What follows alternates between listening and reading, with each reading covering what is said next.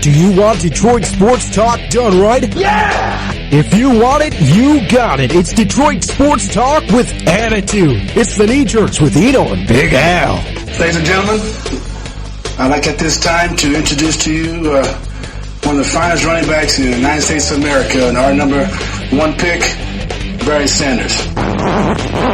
Here's Isaiah. Let's see what we got. All the way up. Go! We might not be in your car or on your transistor radio, but we're bringing you the best of Detroit sports past, present, and future. It's time for the Knee Jerks with two guys who know Detroit sports. Here's Greg Eno and Al Beaton. It's June 15th, 2021. It's the summer of the Knee Jerks, and that means it's also not just the summer of the Knee Jerks. It's time for the Knee Jerks, Detroit Sports Talk with Eno and Big Al. I'm the Big Al of the equation, longtime Detroit-based podcaster, blogger. Al Beaton. Joining me as always is the man who knows a lot of things about a lot of things, who has the cutest dog this side of the Mississippi, and is outside enjoying the weather tonight, and that would be Greg Eno. What's up, Greg? Only this side of the Mississippi? I'm going to tell Bean you said that. Oh, the God, I just insulted Bean. That's a mistake. I don't think there's any dog on the west side of the Mississippi either that's cuter than he is. But be that as it may, I am Greg Eno from my WordPress Out of Bounds blog. You can read me there every week, usually on Monday, but this time I had a piece on Tuesday, and my most recent piece was about reflecting on some of the Detroit sports horrific incidents we've had there's been far too many, to be honest. Yeah, in light of the Christian Eriksen situation, which we'll talk about. But anyway, so you read me there. Follow me on Twitter at Greg Eno. Follow the Knee Jerks on Twitter at the Knee Jerks. And we have a special guest tonight as we continue celebrating the Knee Jerks all summer. As we start season 13, we will have Ray Scott, one of our favorite guests, will be joining us, former Pistons and Eastern Michigan basketball coach. And Ray's got a lot to talk about when it comes to his new book project and his thoughts on today's NBA, his thoughts on... Is there an ice cream truck in the background? There is. That's one of the hazards of doing this show outside. We're probably going to get a copyright strike now or something. Yeah, you probably want to go and get a creamsicle or something. Yeah, I want a bomb pop. Yeah. So now that's all I can hear. Anyway, where were we? Yes. Stupid truck. But Ray's got a lot to talk about when it comes to social issues and so forth, and we're going to talk to him in a little bit. We pre-recorded the interview. We'll play that for you in a second. But before we get to Ray and the items that Al has on the agenda, we're going to play a game we like to call Whose Birthday Is It, Maestro? We baked you a birthday cake. If you get a tummy ache and you moan and groan and woe, don't forget we told you so. Happy birthday! Happy birthday! Everybody knows how we play this game by now. I'll give Al a clue or two or three of an individual whose birthday it is today in the world of sports. And if Al can correctly guess that person within the first two clues, he will receive a trip for one to Stevens Point, Wisconsin, and a ticket to the United States Curling Association Hall of Fame. Huh. Yeah. Huh. Don't get so excited. Yeah. I don't know. Maybe there's a bowling Hall of Fame near there as well. You know, so a darts Hall of Fame. You know. There you go. It probably is somewhere. Okay, this person, Al, made his name in the world of baseball. He was born on this day in 1938. He is still with us, so he's 83 years old today. Happy birthday. He played a majority of his career, I will say, with one team in the National League, and he finished up briefly, in the American League for the Oakland A's, but predominantly was in the National League with one team. Yeah. Never made the playoffs with that team, but was a very, very, very good offensive player, outfielder, and I'll leave it at that. Huh. Never made the playoffs, you said. Well, back then it would have been never made the World Series because there were no playoffs for the most part when I guess he would have been playing. So, well, he did play in the 70s, though. He did play in the 70s. It's an inch into the 70s toward the end of his career. Yeah. Huh. You know what? It's still a little too vague at this point. Okay. You know, I got it. Yeah, it's just a little too vague. Sounds like if you start giving me more clues, it'd be a little easier for me to get it, because that first clue is pretty darn vague, if you ask me. So. All right, with that, we have a lot to talk about tonight. Obviously, a lot going on with the Tigers, a lot going on with the University of Michigan. We'll hopefully get to talk about what's going on with the near death we almost had on the pitch this weekend. But Greg, before we get to that, why don't you introduce our guest, one of our favorite guests? Ray Scott has been with us for about 13 years, for as long as we've been doing this program. And I'm not going to say much other than that, because in the interview, I also make another introduction.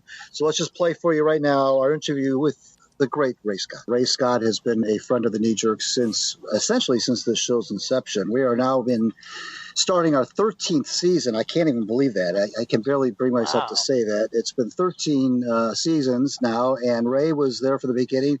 This is the summer, as listeners may know by now, we're kind of bringing back some of the older guests, the guests that were kind of with us from the beginning. Bob Page, 2 weeks ago, Ray Scott tonight. We'll be bringing back throughout the summer different friends of the Knee Jerks and some new faces, as we did earlier in May with Stan Heath, the newly minted basketball coach at EMU. So we're going to be kind of mixing it up all summer as far as guests go. But Ray is always so gracious and always so nice and always so kind, and he's on the other end of our line. And my friend, how are you?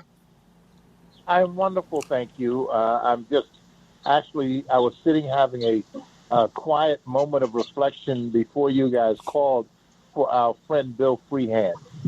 I just wanted to say a couple of things about Bill, because he's one of the most welcoming people that I knew coming to Detroit back in '61, and I met him and I was impressed, and I think he's a great man. I think he belongs in the Hall of Fame, and I just want to wish him well as he's transitioning through life, and hope he's comfortable and happy with his family. But he's just someone that I greatly admire and really think about, and I'm happy for his presence. You know, I know Bill's been struggling for a number of years now, and it's not been fun. I know for he and his family, and he was always such a big, powerful man, as you know. I remember meeting him when I was 13 years old. My mom had a connection through Ford Motor Company, and she set up a meet and greet with my friend and I before a Tigers game with Bill. And when that clubhouse door opened, my friend and I had all these questions lined up that we were going to ask him. The clubhouse door opened, and there he stood. He was a hulk of a man. And we all were tongue-tied. I could barely stay. I think I said 2 words, and I just stared at him. And my mom tried to strike up a conversation. My mom thought he was gorgeous. My mom tried to strike up a conversation with try to get us to talk to him. And my friend and I we were completely struck dumb. And it was one of the most frustrating moments of my life, because I had all these questions I wanted to ask him. And so the clubhouse door closes. We find our seats. And before the game starts, he looks up over the dugout roof and he waves to us. I felt like it was 10 feet tall. So Bill Freehand is waving to us. Unbelievable. Yeah. And then I saw him years later when I was an adult up in the Petoskey, Charlevoix area one time, and said hi to him. And he's a great guy. So I'm good for you to say that, because a lot of folks are not aware that Bill has had some difficulties, and it's a shame. But yes, we've been blessed. We are blessed to have him among us. Yeah, absolutely, for sure. And as we are with you, to have you among us, Ray, and thank you again for doing this. Al and I were talking before we made this phone call. We said, gosh, we've had Ray on so many times, but there's still a few things we haven't asked him. So we're going to run a couple of questions by that I don't think we've really asked you before. I'm not going to tell you what they are yet, but they're a little bit more in-depth than what we usually do. But before I do that, I wanted to let you know, and the listeners know, that I went on Twitter yesterday and I said, we're having Ray Scott on. Is there anything you guys in the Twitter world want to ask him? So that I got a couple of questions back. And these are not controversial by any stretch of imagination, but I'm just going to run them by you before Al and I get into our questions. And the first question, Ray, is I guess I'm not sure how it got out, or if there was somebody heard something, but somebody asked me to ask you about your book project. Yes, I'm actually we're on our reread now. Rewrite because we're adding anecdotes and so forth. but it's 21 chapters of a book called The NBA in Black and White, which is a parallel version of my memoir in terms of coming to Detroit in 1961 as a Piston, under the auspices of government of President John Fitzgerald Kennedy, who was looking to change the world in the 60s and say that America was going to become an inclusive society for all Negroes.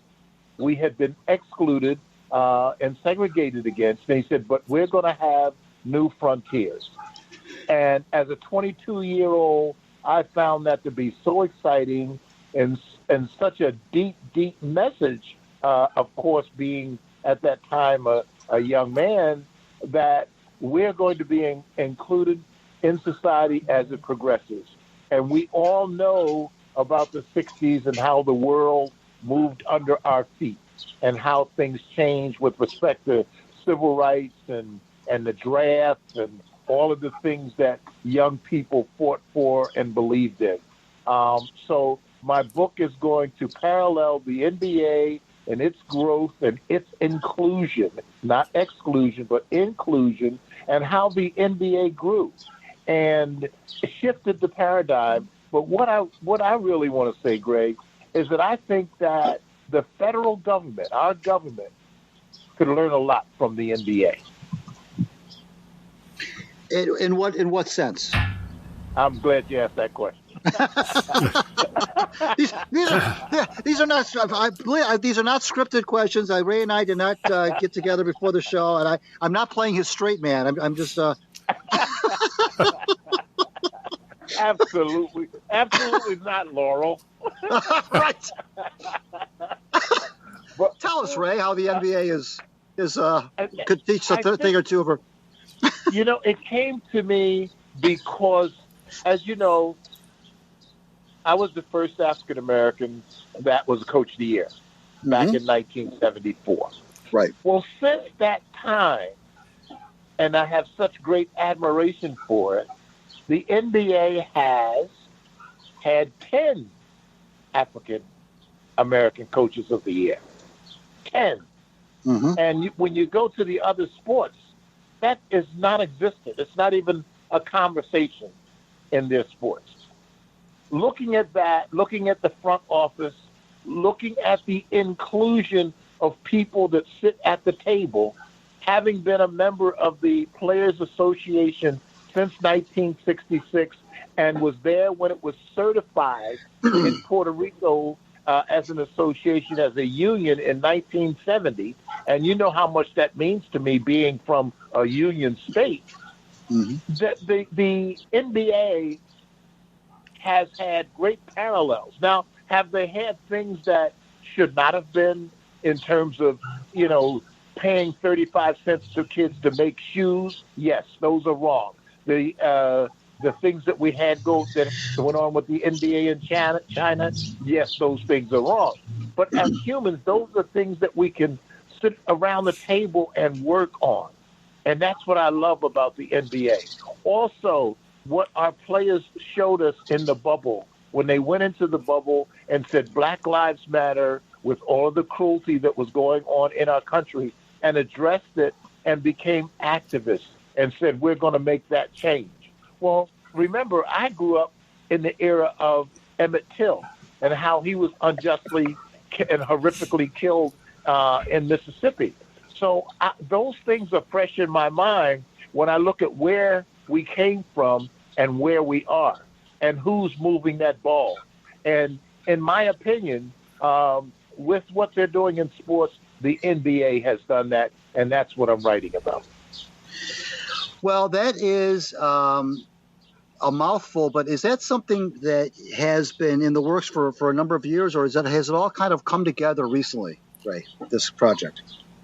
This project has been in the works for a number of years, but until I sat down with my boss, my wife, Jennifer, it was not about to happen. I was just kind of procrastinating, but, she said, look, honey, you're 81, and that was a year ago. She said, it's time to do this. It's time to get this done. yes, things are happening and you want to have them in your book, but now is the time to do it. So I got in touch with my friend Charlie Rosen, and you know Charlie Rosen from his famous book that he wrote with Phil Jackson. Right. And so, he had a bestseller with Phil Jackson.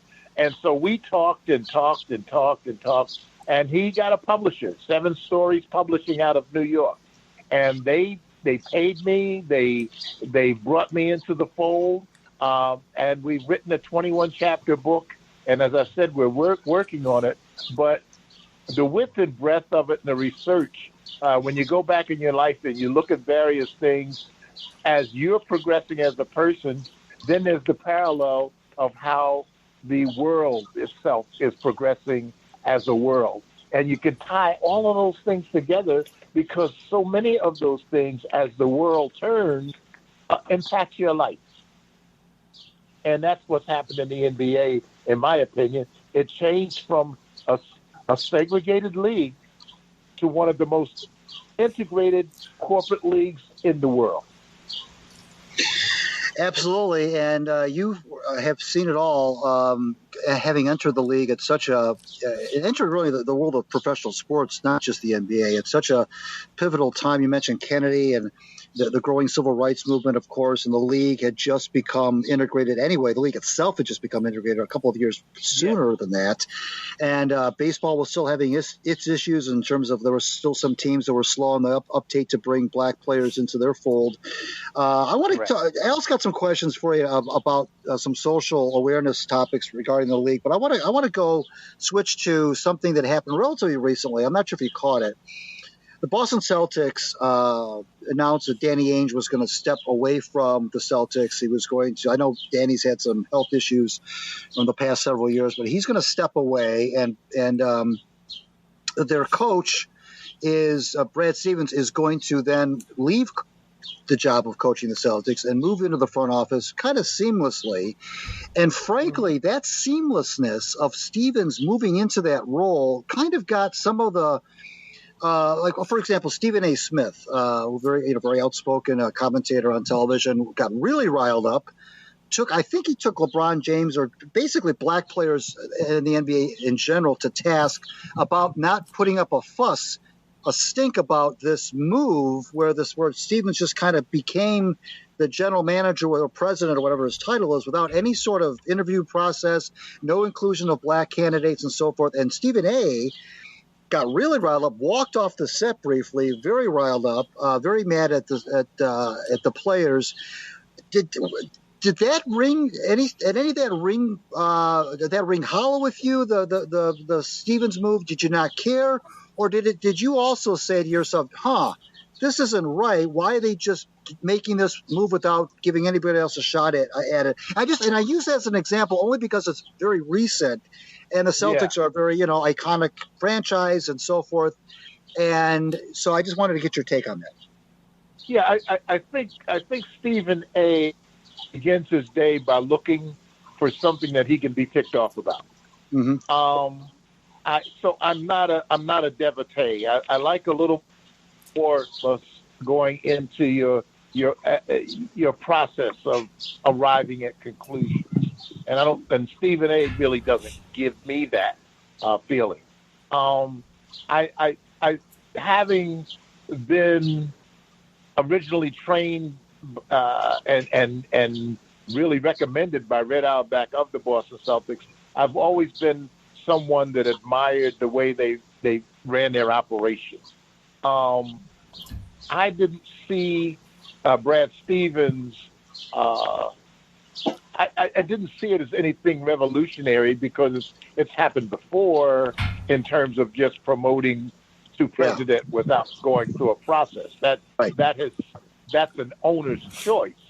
I didn't know that presidents of the league existed in that vacuum. That would be something I'd have to deliberate about. But it was the strange piece was that he lost in the playoffs, and then he was promoted to president. That was what was strange to me. I mean, what a great organization that they see so much in the width and breadth of the person that they could promote you even though you come with a loss or, being knocked out of the play. That was what I was thinking about. But in terms of the overall selection process, I did not know that there was one. Stephen A. can enlighten me on that.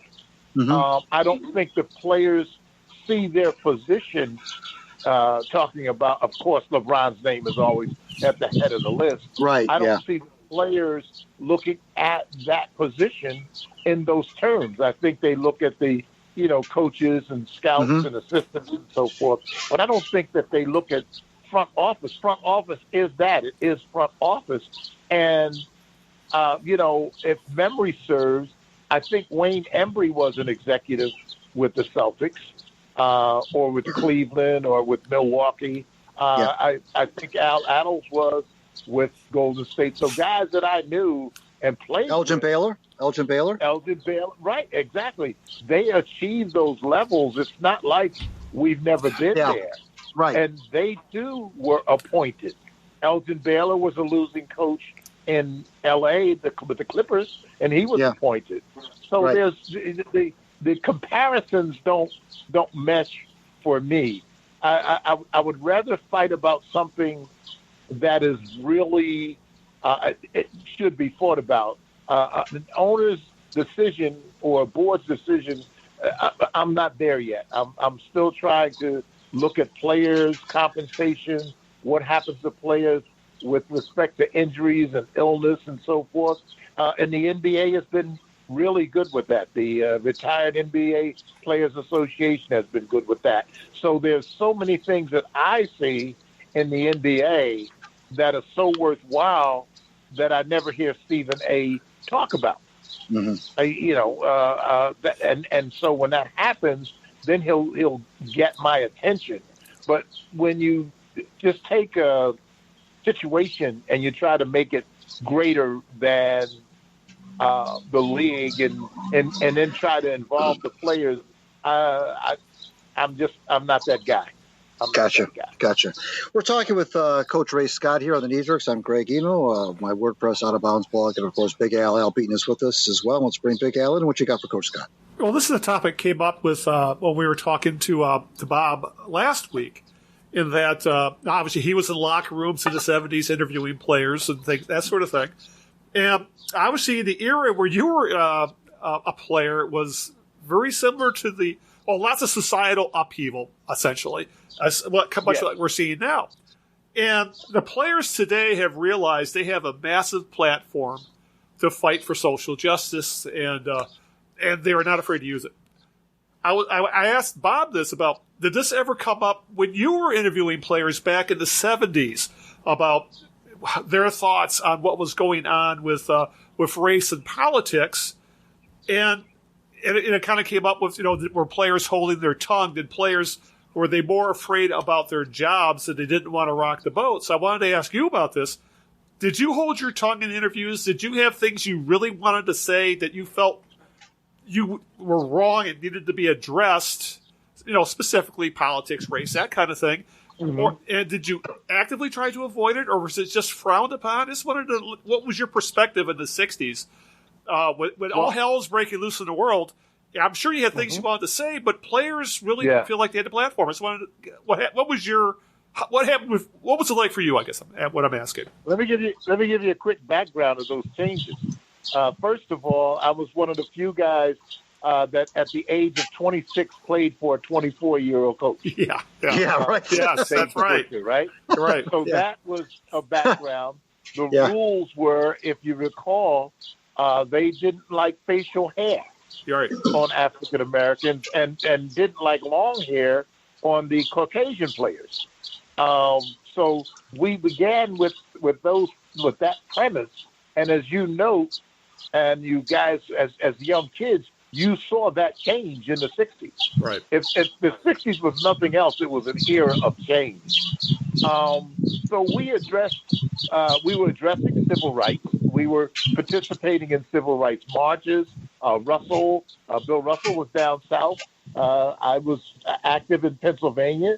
I was active in Michigan. Yeah. So we were raising that standard. We were supporting that bar. The NBA players, as they progressed, from 2 to 3 players to a team, to by the mid 60s, it was 5 or 6 African Americans on a team. Right. We were wielding that power. But what happened in 1966 is Oscar Robertson brought us together as a players' union. We were an association prior to, but we became a union, which means you have to be certified. It took 4 years until 1970 for us to get that certification. When we got that certification with Oscar Robertson as our leader, it was Katie bar the door. Salaries went up, per diem went up, accommodations got better. So we worked through our union to speak to the board of governors, which were the owners.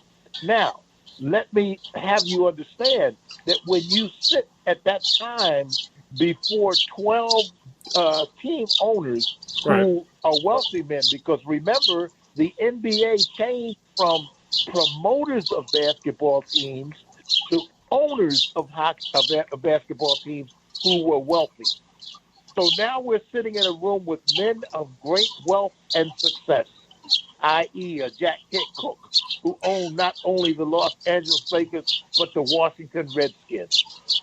So you're sitting with men of this ilk, and you can look in their eyes and see how they feel about you. But we knew that if we stayed united as a group, Al, that we could then address the concerns that we had.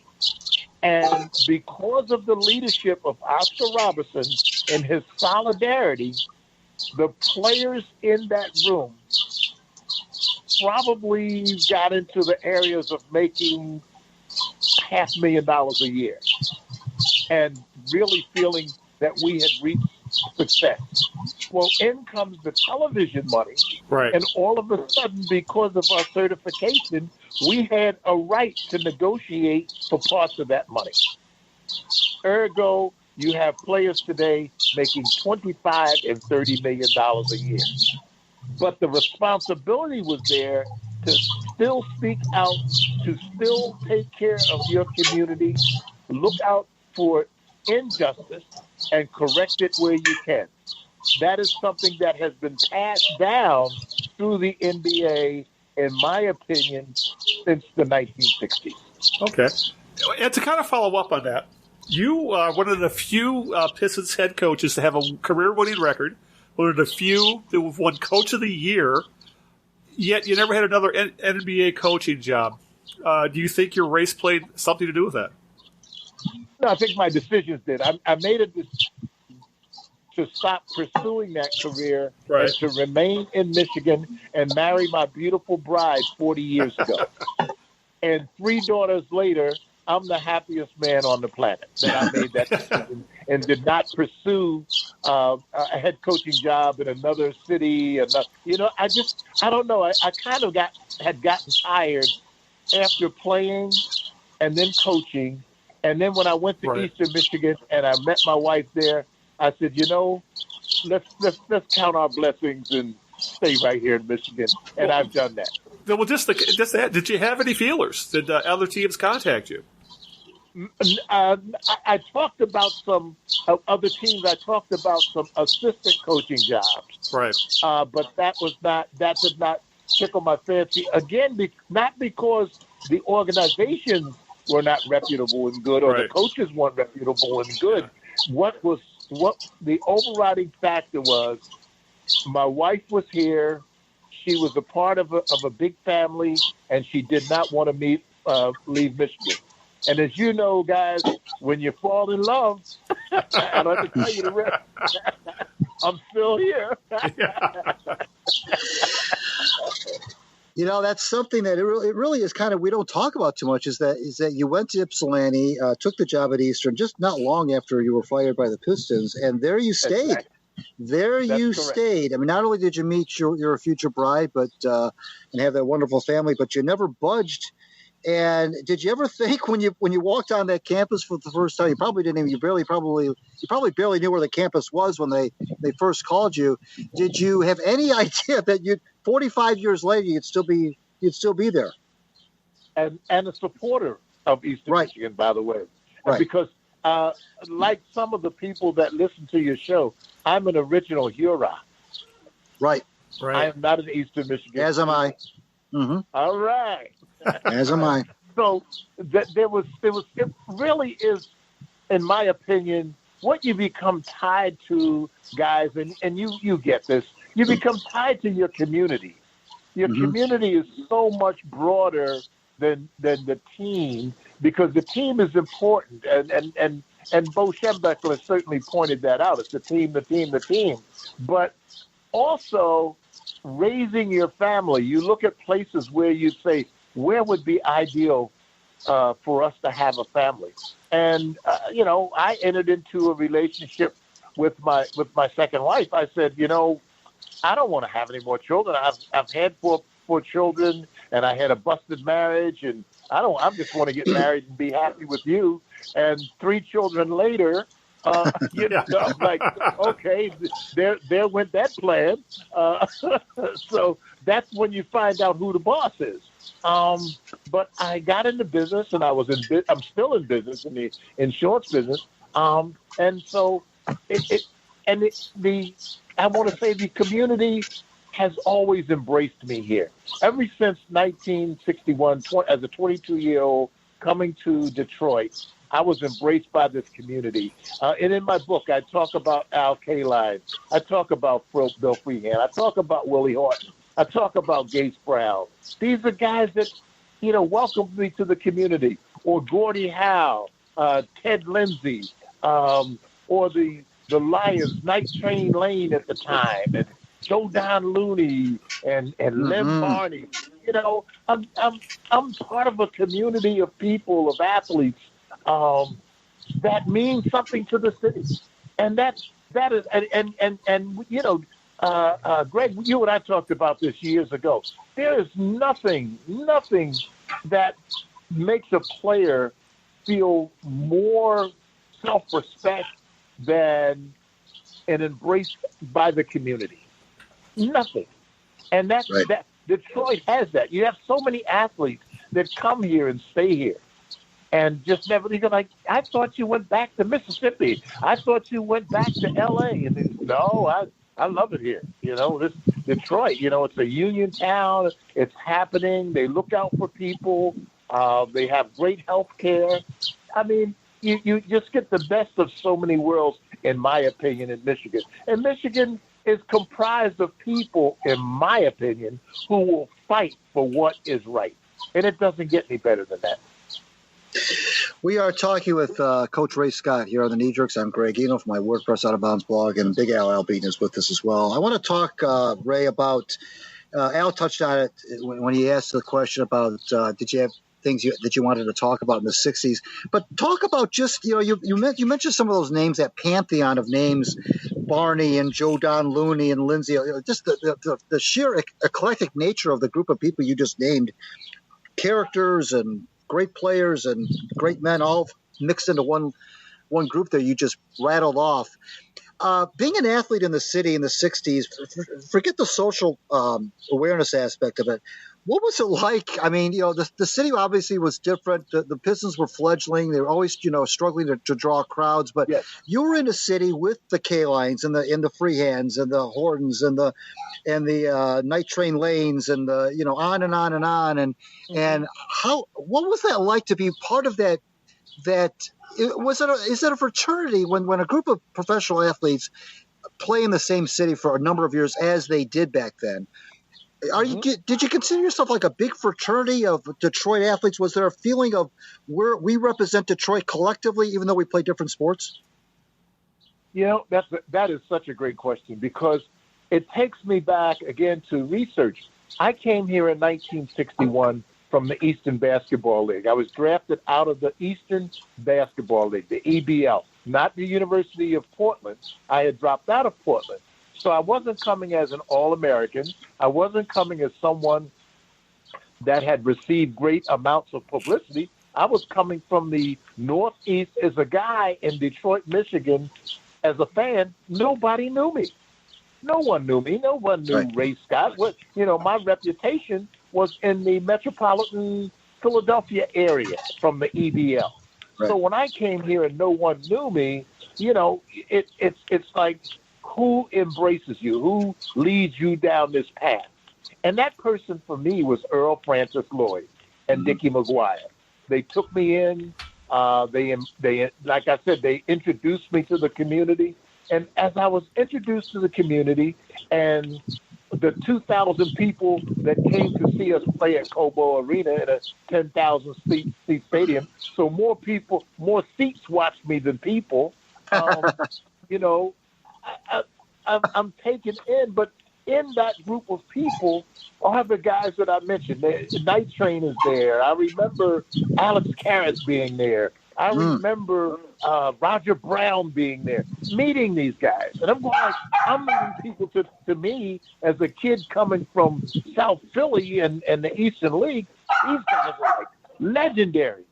And all of a sudden you find out they're the greatest people in the world. And there I am at the Lindell AC with these great baseball players and having a beer with Willie and Gates and I'm going like, man, this is unbelievable. So when I go back home and I'm telling the guys in Philadelphia about it, they're looking at me like I'm out of my mind. And then there's one thing you have to remember, guys. In the 60s, we also had Motown. We had the music.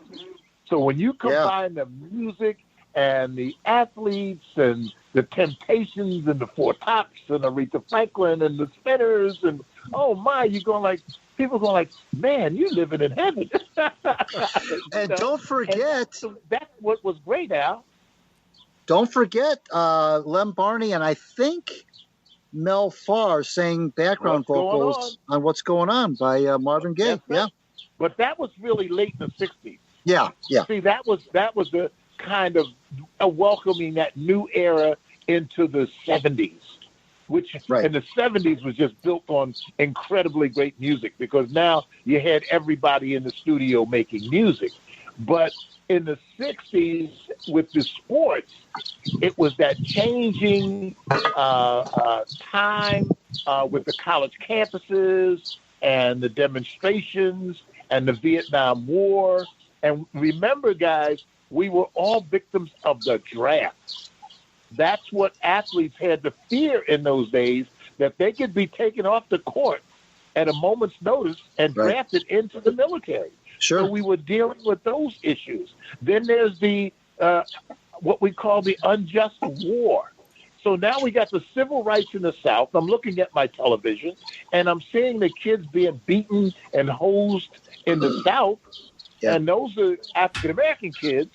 And then I'm looking at the white kids at the white universities, and they're being beaten and just attacked in the North for protesting the Vietnam War. And that's what was moving through America at that time. And it was really hindering presidents and what they were trying to do. I'm talking about Lyndon Baines Johnson taking over for John Fitzgerald Kennedy and seeing the Civil Rights Acts through. So we get the Acts of 64 and 68, the right to assemble, the right to go into a restaurant, the right to vote. I mean, man, there was just so much going on, and writing about it has just been, it's just been unbelievable. Yeah, it's got to be quite a trip down memory lane for sure. It's got to be an emotional ride as well to do something like that. For the listeners, by the way, who may be too young to know the names that Ray just mentioned, Earl Lloyd, of course, the first black player to step on an NBA court, was, of course, later a Pistons coach and a commentator and so forth. And Dick McGuire, who was Ray's first NBA coach. He was coach to the Pistons when Ray joined the NBA, and was, of course, the brother of Al McGuire, the great coach at Marquette. And to those who those two people were, we are talking with Ray Scott here on the Knee Jerks. I'm Greg Eno from my WordPress Out of Bounds blog, and Big Al. Al Beaton is with me as well. Let's bring Big Al back in. What you got for Coach Scott? Well, let's move out of the past a little bit and talk about the present, because the NBA playoffs are in full swing, Coach. And Yes. actually, it's been pretty darn entertaining because we have 3 series that are all tied up at 2. Other than, well, obviously, Phoenix knocked out Denver in 4 games, but the other 3 series are quite entertaining, very, very tight. I just wanted to get your thoughts on what's going on at the playoffs. Maybe who do you like? What maybe some of the things you've noticed in the playoffs that you want to bring up? Well, thank you, Al. It's funny, being from Philly, I'm kind of pulling for Philly, but I like those kids from Atlanta. Yeah. They really play a nice game of basketball. And what I have seen, and we've talked about this over the years, guys, with the inception of the 3-point shot, which is something I could not coach, but I'm enjoying it because it adds excitement to the game. I don't know how many times I've seen people on a 3-on-2 fast break. Right. And for the fans, that's where the ball is in the middle of the floor, and there's 3 offensive players, there's 2 defensive players back, and the goal is fundamentally to try to get a layup. Well, in today's game, as you folks watch and enjoy, the guy runs to the 3-point line. He goes to the 3-point line. You pass him the ball, and instead of going in for a layup, he launches a 3-point shot. And I've seen that so many times now that I'm beginning to almost be accepting of it. Yeah.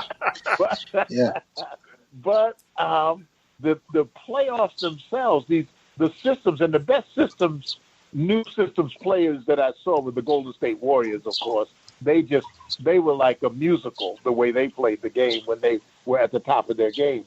But the team that I'm liking a little bit more and more is Utah, because they shoot so well and they choreograph their game so well.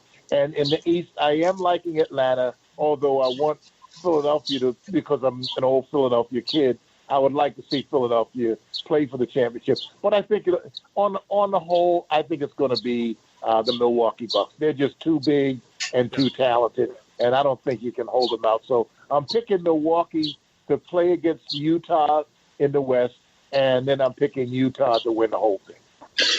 It's funny about the Bucks. They've had such a rich history since they've been in the league, about 52 years or so, but they haven't won. I don't think. I think I'm right on this. They've only won the one championship, I think, back in 71 with Alcindor. I don't think they've won a championship since then.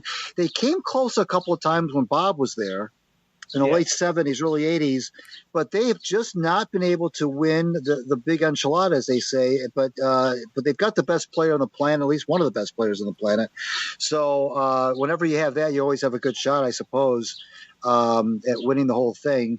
When you mentioned the 3-point shot, Dwayne Casey, when he was doing his exit interview with the media, said, you know what, you just can't stop it. You just cannot stop the 3. You get up on a guy like Steph Curry, for example, or the big kid from Utah, and they'll just take a step back and still drill a 35-foot shot. You can't defend it. He says it is, and he said what you said. It's exciting. The fans seem to like it, and you said that you're learning to accept it. I guess it's what else can you do? But did you see any of that in the ABA when you played in the ABA, Ray? Were there was the 3-point shot a strategic weapon, or was that just a gimmicky little rule that league had? Yeah, in the ABA, with the coaches that they had, it became because everybody wanted to win because you could only make money if you got to the playoffs or the championship. Right. So it was a big thing in terms of strategy. I played with the Virginia Squires, and we had Charlie Scott and Mike Barrett. We had 2 snipers, but we used it strategically so that we could use a post-up game and you couldn't double. See, that was what has left is the post-up game. And remember, you don't have the Kareems, the Wilts, the Thurmans, you don't have those super big players right now. And I don't know if you could go back and imagine Kareem and Wilt and Thurman and Cowens and Reed shooting 3-pointers. That's hard for me to imagine. But given the athletes that they were, they probably would. They probably would. Yeah. Because that's the thing with athleticism, your body can adjust. And so I have to give them that. But the way the game is coached, when I was coming along, it was having that big post man. I was blessed to have Bob Lanier. And, when you think of Bob Lanier, as great as he was, he's second tier. He's second tier when you talk about, Moses and Hakeem and Wilt and Russell, you because they won, you don't put Bob in that group, Right. So right. It's we don't have those types of players in America today. Now the favored size player, it seems to me, is 6'6" to 6'8", and those are the guys that get the juice because they can shoot from 3-pointers and they can dunk the ball. So it's the league is really built on 2 shots. And the other night we just watched a game where Chris Paul brought the old mid-range game back, and he scored 37 points. Tell me the last time you've seen that. Right. No, that's very unusual. And I'm glad you mentioned Chris Paul because he's actually a segue into my next question. I mentioned at the top of the discussion that some of I tweeted out some a call to action, and I got back a couple of questions, and one of them actually is kind of Chris Paul related because Chris Paul is, of course, with the Suns now. They won their series 4-zip. They're in the conference finals. Chris Paul has not won an NBA championship despite his great career. Somebody said, ask Ray, because Phoenix is kind of like the Cinderella team, if you will, for lack of a better word, but they're making some noise, and they've never won a championship and so forth, and neither is Chris Paul. And the question was, ask Ray, does he have any memories of Phoenix? Now, I know you played with Charlie Scott, who eventually played with the Suns, but he wanted to know, do you have any memories of the city of Phoenix or Phoenix playing in Phoenix, or the whole Phoenix thing, which was a fairly new team in the league when you of course was an expansion team when you played, but any Phoenix thoughts? Yes, Phoenix was a team that my friend Connie Hawkins came with when they let him back in the NBA. And so the Phoenix Suns became almost a glamour team overnight in the West. Now, the other thing Phoenix had, they had a little guy by the name of Gail Goodrich out of UCLA. And I just remember watching him, and I'm still trying to figure out when he missed a shot. He was like the deadliest little stumpy guy I've ever seen in my life. And every time I saw him, he was putting the ball in the basket. Yeah. And I remember Neil Walk, their 6'11" center. He was a good player. I remember Paul Silas. He was a good player. Phoenix, and it was a great, great city to visit. It was a great city. And in fact, that's where I got to visit with one of the people that I'd like to think of one of my friends for life, and that was Johnny Mathis, and that was in Phoenix. So I have very favorable memories of Phoenix, Arizona. It's also the home of, our friend Reggie Jackson, number 44. He owns a lot of property and out there in the Phoenix area. He was at the university, and the university was it Tempe or I think Tempe. Yeah, that's right. He played for Arizona State, didn't he? That's correct. That's right. Okay. Yeah. So that's good stuff. Phoenix is great. Is a great area. It's a great, great, great town. I love it. Well, Ray, if listeners are interested, how can they find out more about your book project? Just let's wrap it up by just kind of re-mentioning the book and what's going on with it, how people can get a hold of it. Well, when I get the final draft of everything and what's going on, I would love for you. I communicate with you almost every day anyway. So what I would like to do, Greg, is just get that information, get it all in a nutshell, and get it to you, and then we can decide from there what you'd like to do. Okay, fair enough. Because we're still we're ways away from the big sit down in terms of the cover, pictures, and all of that stuff. We're a little ways away from that. Are you looking at sometime in 2022 then, maybe? Yes, September. Okay. They're looking at. Well, you know the deal. You know the deal. That's it. That's what they told me. They said this September we'll just be putting in the final pieces, and then it will be released in probably a year after they do all the other stuff. You know, the editing and things that they want to do.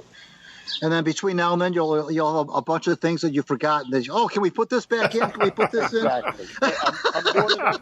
I'm doing it as we speak. Oh gosh, it's so great to talk to you, Ray. Thanks for being with us, and thanks for being so kind to us in these 13 years we've done the program. Well, we really appreciate it. I've been with you from the beginning. I love the respect. I love the affection that comes from the beat, and you guys have just been there for me for a long time, and there's nothing like being remembered, and that's something that all of us old athletes revere, and that you guys have memories of it. So I thank you greatly for doing that for me. Our pleasure. Yeah, absolutely. And Ray, I promise I won't mention, even though I'm about to do so in about 3 seconds here, that you were the coach of the Pistons when I went to my very first Pistons game, and I'm not going to tell you how old I was, but let's just say that it was against, believe it or not, it was against the Phoenix Suns. Come to think of it, you guys played Neil Walk and company and won. That was in that magical 52 win season. And my first trip to Cobo Arena. I love those teams. I really love those teams too. Right? Could have been. I can't remember. Charlie Scott was on that team, I think. Okay. Yes. And Walk. Yes. And my first look at. I remember we were sitting in the end zone, and I remember when they did the national anthem, that they dimmed the house lights and they put on those funky colored lights at the end of the. Remember those lights at the end of the building that were like. Yes. And they put those on. Yeah. And I thought that was so cool. Then I remember dancing Gus up in the balcony, and they would the scoreboard would exalt him. Dance for us, Gus. Dance, Gus. That's right. Oh, the memories. Yeah. That's right. That was great stuff. It was. And of course playing. What was that? The song they would play from Elton John. Benny and the Jets. Benny and the Jets. Yeah, that's one of the chapters in my book. Oh, is it really?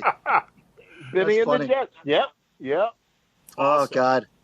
Okay, Ray, thanks a lot, my friend. Be well, and we love you, and take care. Take care, and see you soon, and you guys be well. As always, he's just an absolute joy to talk to. He really is. I'm ready to run through a wall right now. Yep.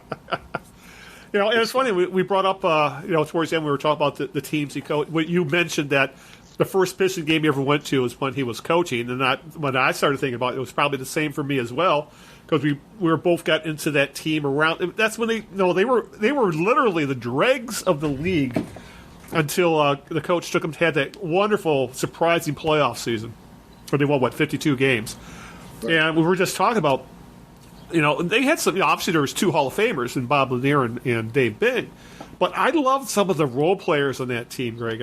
I would John Crash Mengelt, Don Adams, who was like their defensive stopper, and a guy who always seemed to be able to hit that open jumper, from the baseline. Chris Ford, another one of those role-playing shooting guard types. I mean, that team was full of. I mean, they were just so much fun to watch. It really brings back good memories about. Because that team kind of came out of nowhere. Yes. Coach had gotten them to become a 500 team when he took over the year before, and then they exploded, and then they had that god awful playoff series. That wasn't what they lost in 5 games, if I remember right. That was when they lost. Was it 5? I think. No, 7 games. 7 games. Bulls. To the Bulls. Exactly, and that was just heartbreaking. That was another little known fact about that team. Al on that roster was he only played 1 year in the NBA. A young Ben Kelso, who ended up becoming a big time. Long-time high school basketball coach at Cooley in Detroit, and I think he also coached in Southfield as well. But Ben was on that team, and then Ben became an assistant for Ray when Ray went to Eastern. He brought Ben with him So we haven't talked too much about Ben Kelso when we've had Ray on. I've always forgotten to ask about him. But Ben Kelso was on that team. The only time that he was on an NBA roster was in '74 with the Pistons. So lots of good stuff there. Yeah, I'm looking at the roster right now. I mean, I remember Willie Norwood, Curtis Rowe, George Trapp. Oh yeah, that brings back memories. It really does. I think and anybody younger than like 50 goes, "What the hell are you talking about?" Right. I think Trapp's nickname was Canned Heat. I think. Yes. He was Vinny Johnson before there was Vinny Johnson. You're right. Yeah. Oh God, those were the days, But that's how unexpected that the Pistons were. Essentially they were the because Fred Zollner was probably you want to talk about bad owners. Fred Zollner was one of the worst owners ever to own a professional sports franchise, and he ran the team like it was on shoestring. Especially, I'm sure when Coach was a player for them at that time. So yeah, it's always a joy to reminisce about what's going on with Coach, and it's also just fascinating to hear what he's got going on. I can't wait to read his book when it hopefully comes out in about a year. So yeah. Definitely. But with that, we got lots of other things to discuss, Greg. I think, obviously, the Tigers made a lot of news today because they had a huge roster upheaval because of injuries, and they decided to move on from one of their catchers. But we really need to talk about what's going on at the University of Michigan because that's really, at least I would say online and on sports talk radio, that has dominated discussion. Even though the newspapers have barely even touched on it for the most part, other than they cover a few news conferences, but I've seen very little commentary or very little follow-up with what's going on there at the University of Michigan. And if you're completely out of the loop or have lived under a rock for the past few weeks, actually this has been going on for probably a couple months at this point, but there was another sex abuse scandal involving a team position doctor. Obviously at the U of M, it was Dr. Robert Anderson. I think right now there's talking about 800 survivors, victims, whatever you want to call it at this point. And I would say until this past couple weeks where it kind of broke out that Bo Schembechler may have known more or was more involved than first thought, that's when things have really started to get very, very ugly, from supporting the victims to now people starting to victim blame and we'll talk about what exactly is going on. But this in the past couple of weeks, there was a news conference headlined by Bo Schembechler's own son, Matt Schembechler, along with two former players who claimed that Bo Schembechler knew of the abuse and did nothing. Matt claimed that he was 10 years old at the time, was abused by the doctor during a sports physical, told his father, and his father punched him and told him never to bring it up again. And then we had players, one player from the 70s, one player from the 80s, I think later in the 80s, and late 70s, early 80s, who also said they brought it up to Schembechler and were told to forget about it or to toughen up. And going from a report that the University of Michigan released in the last month, going into this, that report also has unnamed players saying pretty much the same thing, that they went to Schembechler, they went to coaches, and were told to ignore it. They were told to toughen up. They were told, essentially ignore it, let it go away. You weren't abused. You just think you were, blah, blah, blah. And this is essentially a doctor playing with genitals and giving rectal exams for injuries that weren't involved either, I guess you would say, for the most part. So, at this point, I believe there's over 800 victims. Numerous athletes have come forward. There's going to be more tomorrow. I guess there's going to be 40 more University of Michigan former athletes who are going to come forward and speak at a press conference in front of Schembechler Hall tomorrow. And we're starting now, Greg, to get into the he said arguments at this point, because now we're getting to see former players who weren't involved, weren't abused, had other, are coming to Schembechler's defense. Jim Brandstatter victim shamed. It was horrible what he did, if you ask me. And he's someone who was on our podcast years ago. But what he said about the people involved, what I thought was reprehensible. I think it was despicable. We'll get into that. But Greg, right now, this whole thing it's gone from, I think, everybody supporting the victims, everybody supporting the survivors, whatever phrase you want to use with them, to all of a sudden being this divide in the fan base, a divide in the alumni, a divide on the football program between people who say Bo either should have known or he knew and didn't do anything, and those who said the Bo I knew would never have tolerated such a thing. And it really seems to be divided by age, about when they played for him or when they went to school, that kind of thing. And it's really starting to get ugly. It's, between people who say, well, we'll talk about this. But I don't know, Greg. This past couple of weeks, Bill went out to the University of Michigan. It just increases my thought. It just brings to mind again that the NCAA is an evil entity that needs to be burned to the damn ground. Because now we've got Penn State. We got Michigan State. We've had OSU have something with the wrestling team. We got Michigan with this huge scandal brewing with their athletic department. There have been other major college programs with their own ugly scandals, from murder to drugs to cheating at grades to you name it, they've done it. And this is just another sign that, and this is going back to 1969, that college sports is a big, ugly business, and it hurts the people who are involved, specifically the players. Yeah, it's never easy to believe something bad about somebody you either like or admire or know personally. Yeah, this is a guy a lot of these guys called a father figure.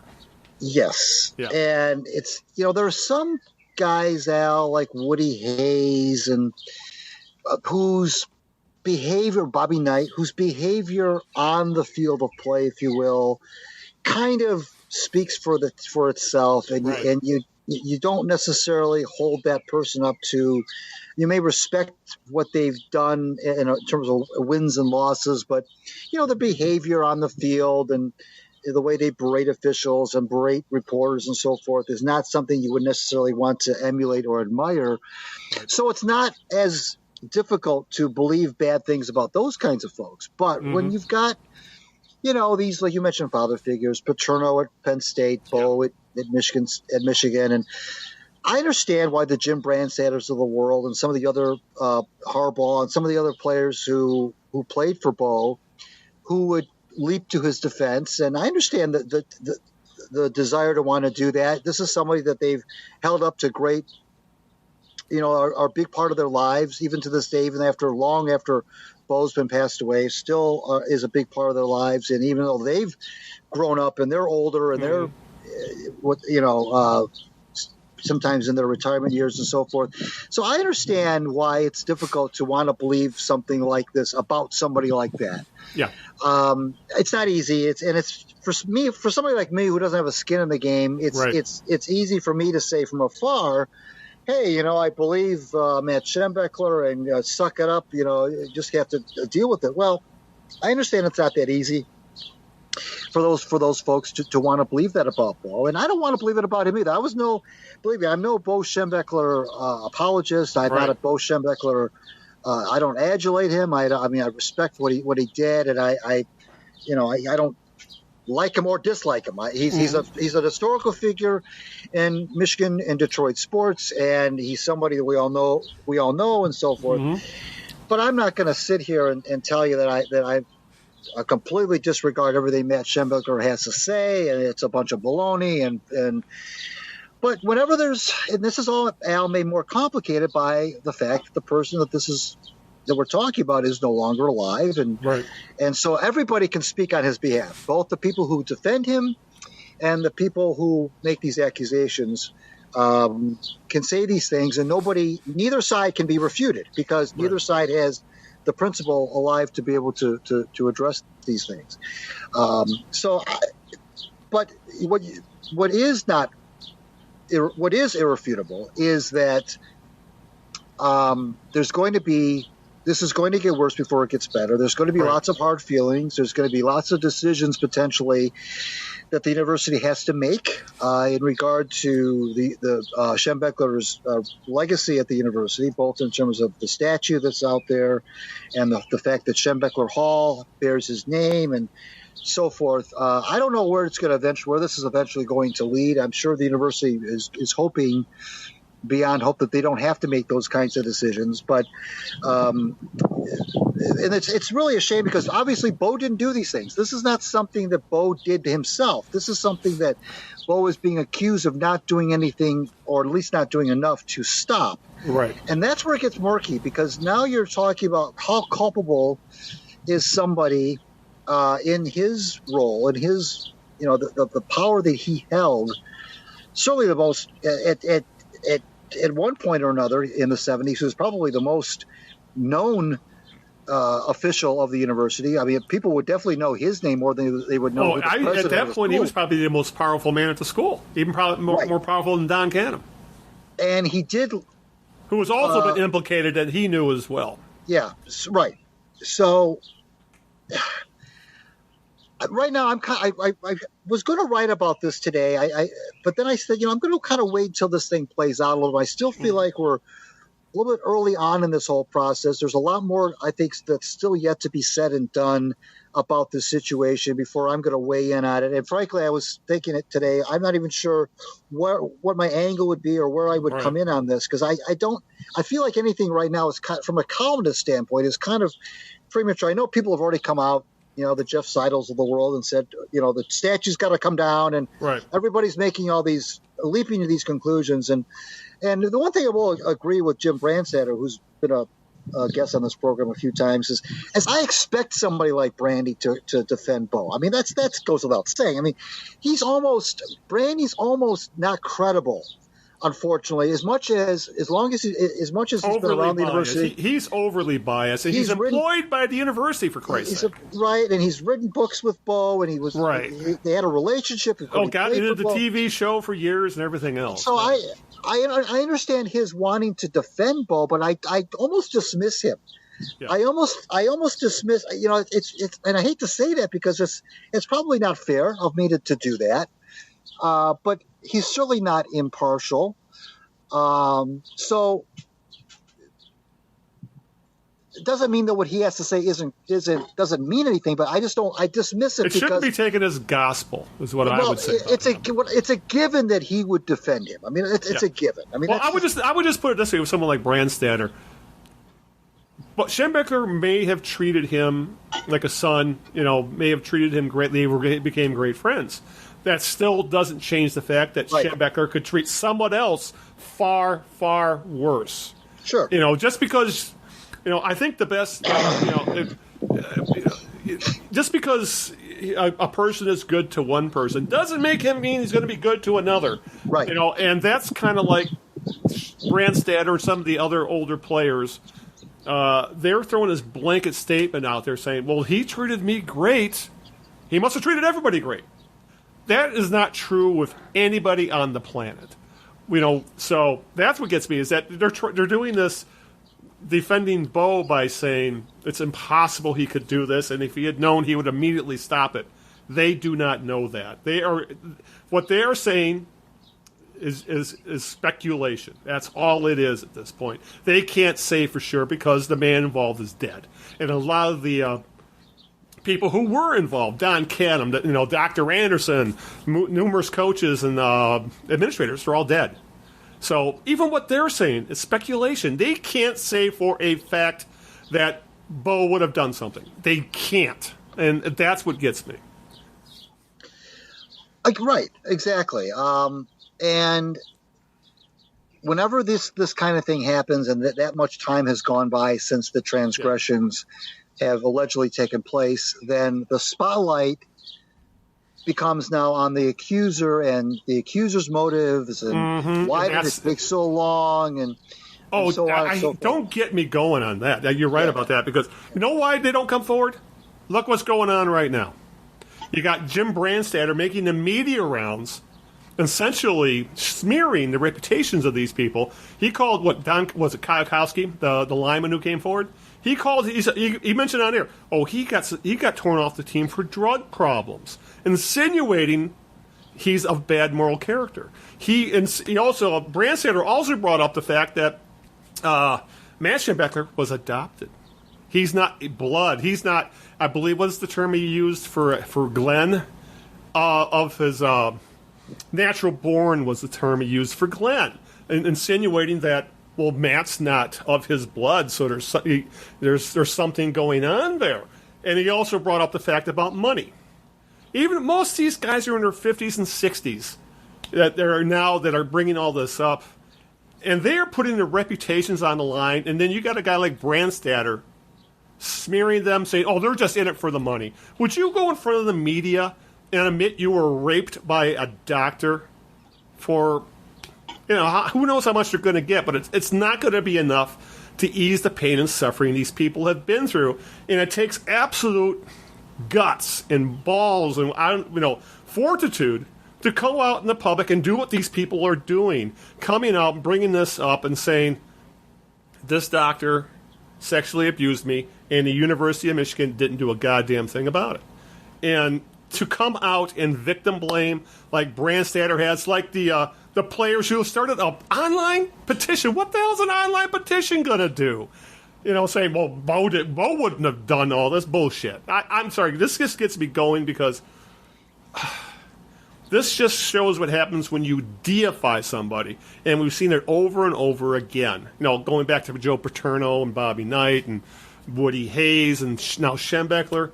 These are just men. They are people. They are not gods, and we should not treat them as such. And to reach the levels they did in the NCAA, which we know was a cesspool, that they probably did some very questionably moral things. Not necessarily involved in topics like this, but they probably paid players. They probably had crime swept under the rug. There was a lot of things going on that didn't reach the public because they won games, and to treat these men like gods, that just grinds my gears to no end. Okay, I'm sorry, I didn't mean to. No apologies necessary. Yeah. I think, Al, what also is becoming clearer and clearer as these kinds of things happen is that, and I hate to be so cynical, but it just makes you think that in order to be successful in college athletics on a year in, year out basis, it almost feels like you have to do something wrong or untoward or illegal or unethical to stay on the top. It's almost you have to work in the gray areas. Yeah, it almost feels like you can't really run a clean, lily white program and win at the same, almost like the two things are mutually exclusive, and that sooner or later something's going to, you mentioned Ohio State, sooner or later something's going to come out about a program, and then we don't even know, this is just the latest, maybe 6 months from now it'll be another university, or another year from now it'll be another university after that will come out with something, maybe not sexual in nature, but some sort of scandal. Because I think you're right. I think when it gets to this kind of level of money and the things that are at stake when it comes to this world of college athletics, then it's almost impossible to stay away from something that where questionable judgment is utilized and erring on the side of doing the wrong thing as opposed to erring on the side of doing the right thing. Now, to be fair, there probably are a lot of also some situations where universities have done the right thing and they've done and things have been cut off at the knees because they've done the right thing, and we don't hear about that as much because it doesn't make news. Yeah. But you mentioned that the universities that you just rattled off. There's going to be more. There's going to be more. We don't know what it's going to be. But my God, Baylor had a coach that tried to cover up a murder, for Christ's sake. Mississippi had a coach who got involved with hookers. And he was a religious guy who used religion as a shield. And Hugh Freeze. That just goes, that's the other, like Dabo Swinney. Monstrous hypocrite who uses being a religious man as a shield for the things he does. That's what gets me about a lot of these big-time college coaches. Like I put it in the notes, like the guy who was always brought up as the beacon of college coaches, a molder of men who was just a saint, and that was John Wooden at UCLA. Yeah. You know why that team was so good? He had a booster that paid all his players named Sam Gilbert. Look it up. And Sam Gilbert, as I think the famous quote was, but I forgot which player said it. It might have been Keith Wilkes, Kareem Abdul-Jabbar, I'm not sure which one. And they said, between the lines, I listened to John Wooden. Off the court, I listened to Sam Gilbert. Essentially, Sam Gilbert ran the program, and that's why UCLA had that decade-and-a-half-long dynasty where they won like 9 titles, because they had a booster essentially paying all the best players on the West Coast to come to UCLA. Woody Hayes punched a guy in the field. Bobby Knight choked players. Bear Bryant didn't integrate Alabama until 1970, and the only reason he did is because USC and Sam Cunningham went to Alabama and kicked their ass all over the field because they had an integrated team. You know why Michigan State was so good in the mid-'60s? They got all the black players from the South because none of the SEC teams would recruit. They would not play black players. So, Adolph Rupp, racist. It's over and over again that these coaches are deified, that they will do no wrong, that they are molder of men, and they mold minds and create strong men. Yet, many of them have done some. Maybe because they're creatures of their time. That is one of the things that's come up with this thing with Schembechler. It's like, well, back when Schembechler grew up, he grew up in the 30s and 40s. You were just told to toughen up. Men don't cry. Men don't complain. But there's right and there's wrong, and a lot of these supposedly legendary elite molder of men did many, many, many things wrong. And they should not be put on these pedestals. No man should be. And there shouldn't be statues of freaking football coaches, if you ask me. At institutes of higher learning. Because we've talked about this on the podcast before, Greg. The highest paid public servants in most states is either a football or a basketball coach. And to this day, I find that mind-boggling that we place that much importance at universities on winning games. And I'm guilty of this too, because I root on the college teams. I enjoy watching Michigan play football and basketball. You're an EMU fan, even though that's a different level. You have your what you would like to root for, but it happens over and over and over again. This is almost a carbon copy of what happened at Penn State, where the news started to leak out, and all of a sudden Joe Paterno was implicated, and then shit hit the fan, and there was a huge divide in the fan base, and in the school and the alumni and everything else. We're seeing it happening here at Michigan. And all those people here at Michigan who were making fun of Michigan State and Larry Nassar, I sure as hell hope they're eating crow now. Because this could end. This is probably going to be up there at the same level as Larry Nassar. The only reason is, Nassar was more USA Gymnastics. It wasn't involved with the stick and ball. He was more involved in Olympic sports than football and basketball. So, but still, this is going to be up there in the same level as Larry Nassar. And the only difference is many of the people involved are dead. At least in Nassar's case, people were able to be punished, sent to prison. But this is, I don't know. I don't know. It's just stuff that sets me off. Well, the other thing too, Al, is that these coaches, their world is not as big as we would like to think it is. Their world is their sport. I mean, they are 24/7.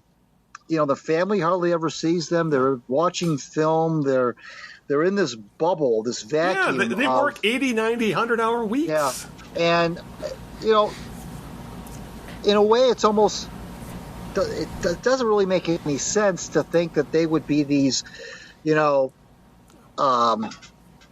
broad thinkers. And yes, that's a good point. Yeah, very. esoteric, and because these guys were blinders. They were blinders. Yeah, I mean, they don't live in. I know that they're trying to prepare their kids and their players. They want to make men out of them, and they want to prepare them for life after they're done playing their sport. But really, when you think about it, their world is still that sport. They try to say that sports is a microcosm of life, and to a degree it is. Yeah. But that only goes so far. I mean, it's not a mirror of real life. It's a part of life, of course, and there are some lessons you can learn by playing sports that do indeed translate to real life. But there's also a lot of things about professional sports or collegiate sports that don't transfer to real life, that just aren't applicable. And so to ask guys like, and I don't want to sound like I'm defending Bo here, because I'm not really taking either side yet, but it's almost not fair to not realistic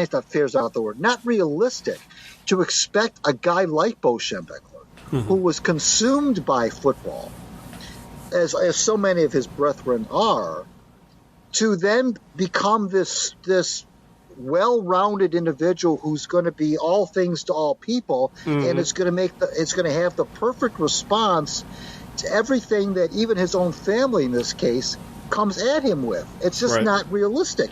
His life was football. His life was Michigan football. It wasn't anything else. It really wasn't. I mean, I know that his family may disagree with me and say, no, Bo was a big family guy, and off season he was okay, fine. But to me, these guys are still consumed by the job.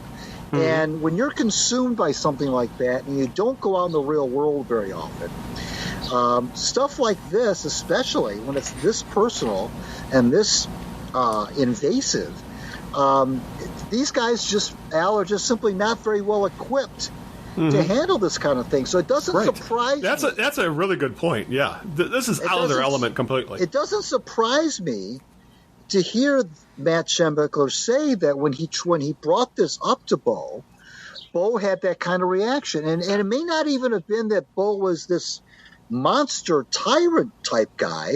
He just probably didn't know what the hell to do with this information and just chose not to process it. Right. And you mentioned the whole thing about tough it out and, toughen up and so forth. That's kind of what he did. And so I'm not saying it's right or wrong. I'm just saying it's not a big leap to me to believe that he would have that kind of response about something like that. Yeah, that's a great point. That when it comes to a lot of these issues like this, social issues, sexual abuse issues, criminal issues, these guys aren't prepared to deal with that. They don't have any training in that. They're not social workers. Exactly. They're football coaches, for Christ's sake.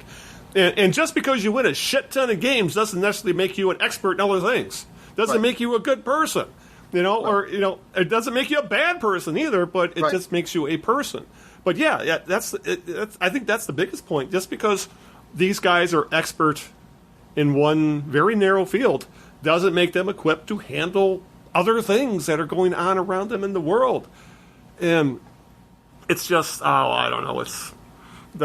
I guess what really has gotten to me over the last, though, is just the people who are starting to point fingers and and blame people. The last, Jim Harbaugh didn't help either. And that, he played that's not the Bo I know. The Bo I know would have done this. Right. When all, especially an employee of the school, he should have just said something to the effect of, all my sympathies go with the survivors of the abuse. I hope we are able to find closure. That's it. Or something to that effect. He did not need to go into the defense of Bo, which seems to be a lot of his players are doing, which it's essentially, when they do that, they are essentially kneecapping the victims. They are discounting the victims by saying, well, no way, that can't be true, because the guy I dealt with would have done this differently. And as I said earlier, we don't know that. And according to quite a few former players, that he didn't. He did not do what he needed to do. And and we do have to remember that Schembechler is not the guy who did the abusing. He is the guy who essentially either didn't follow up, didn't report it, which I guess you could, aiding and abetting, I guess you could call it, or, he's not the guy. He's not Anderson who did, who spent decades abusing people, but, when you fail to act. And these are kids we're talking about, 18 to 21-year-olds, 17 to 21-year-olds, essentially. These are kids that he's been put in charge of, that the school has been put in charge of. And they did not live up to their end of the bargain. And a lot of these men have been scarred for life and have had mental issues and all kinds of issues. Like there was the one player who said he was afraid to go to a doctor because of what happened to him, what Dr. Anderson had did to him. These men are scarred for life, and now they're laying themselves out there bare, saying, this is what happened to me, this is what it did to me. And then you got a segment of the fan base and a segment of the alumni and a segment of the players saying, no, that's not right. No, you can't feel that way. And I find that absolutely abhorrent. I really do. It makes you wonder if whether or not, how private corporations have HR departments where you can go to bring grievances and so forth. It makes you wonder whether there should be some sort of a person who's not the coach, whatever the sport may be, where a player doesn't have to go to the coach, can go to this other, almost like a mini HR department for the university or for the athletic department.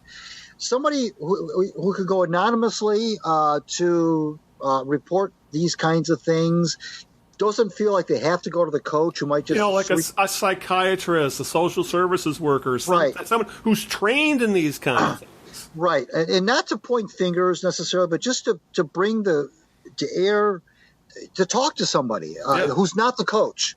Yeah, and who can't pull their scholarship and things like that. Right. That was another thing that kept being brought up here. I was afraid I was going to lose my scholarship if I made waves. And I honestly don't know. I'm speaking from a point of ignorance here. I don't know if universities have such people. I don't either. You're right. Yeah. But I know they certainly didn't back in Bo's day for sure. But I'm wondering if they have somebody that the players can go to. We have a mini situation going on right now at the University of Detroit with the women's basketball coach who battled Henry Gilbert, and she's gone now, by the way. Yeah, and they literally allowed they essentially told every player, just leave, we don't want you. And now the coach is gone, which is, talk about shooting yourself in the foot multiple times. So I just wonder if that's something that could be looked at, is if universities could have somebody on staff who hopefully is not compromised, who can be an impartial, who isn't always going to err, who's not always going to fall on the side of the coach or the administration or even the university in this case. Here's another one, Greg.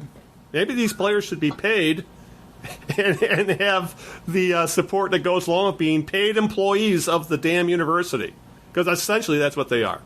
And they might have access to things like that as employees, not as students or as whatever the hell you want to call it, a student athlete at this point. These men were employees, essentially, of the damn school, if you really want to get down to brass tacks. So, oh, my God, let's just burn the NCAA down to the ground, Greg. It might solve a lot more problems. It really would.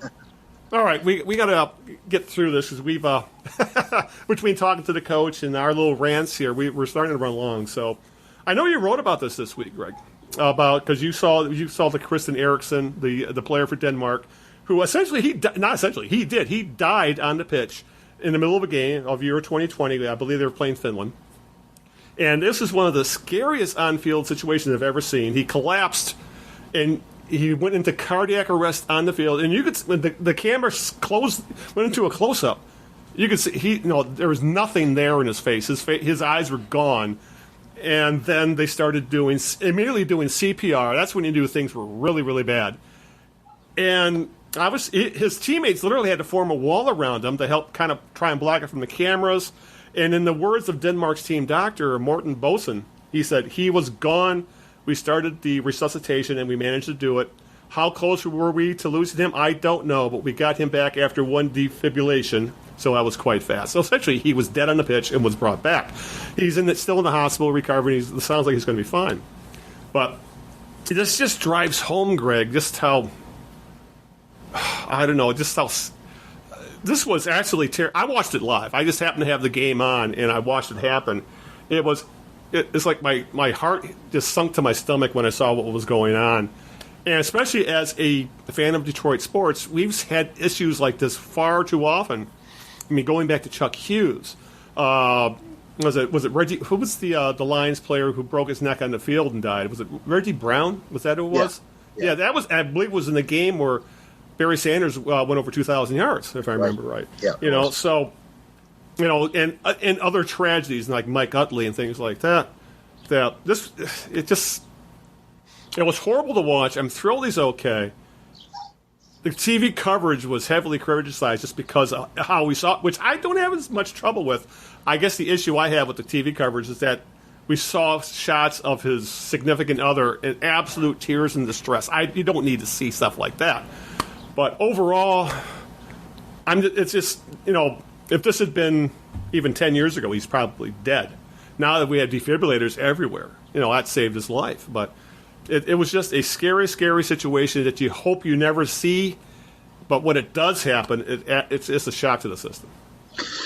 And there were some that I did not mention in the column that you referenced because they were Detroit. But, of course, Hank Gathers comes to mind. Right. The kid who played for the Celtics. Len Bias? Well, not Bias. But Reggie. Now we got to look it up. He had issues, which led to his death. Yeah. I believe he died on the court, if I remember right. Pete Maravich died during a pickup game, very young age. I mean, as I said in the column, you don't want to. You don't think that these. You do think that these guys are like nothing can happen to them. Reggie Lewis. Reggie Lewis. They're these.